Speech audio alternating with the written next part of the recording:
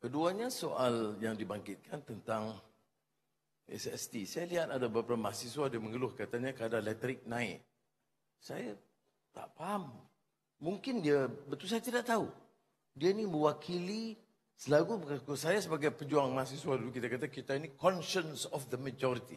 Mewakili hasrat perjuangan hati nurani rakyat terbanyak. Tapi kadar elektrik tak naik. Melainkan bagi yang 10-15% teratas.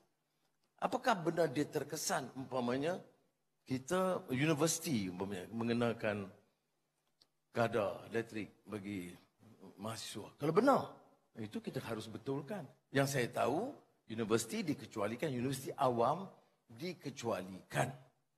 Ya. Jadi hal-hal ini umpamanya dijadi seba kerana kebebasan itu jadi ruang fitnah, ruang maki hamun. Jadi kena, saya harap saudara-saudari, adik-adik kita atau anak-anak kita, tolong berikan fakta. Saya tidak ada masalah orang menegur dan mengkritik. Kalau boleh jangan ada cukai sama sekali.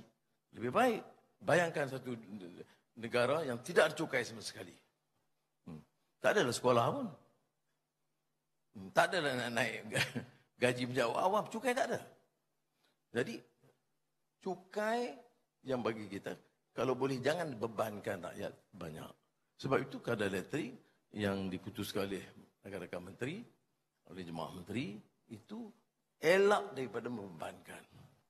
Tapi andai kata ada satu dua yang terkena, wallahualam, boleh kita baiki.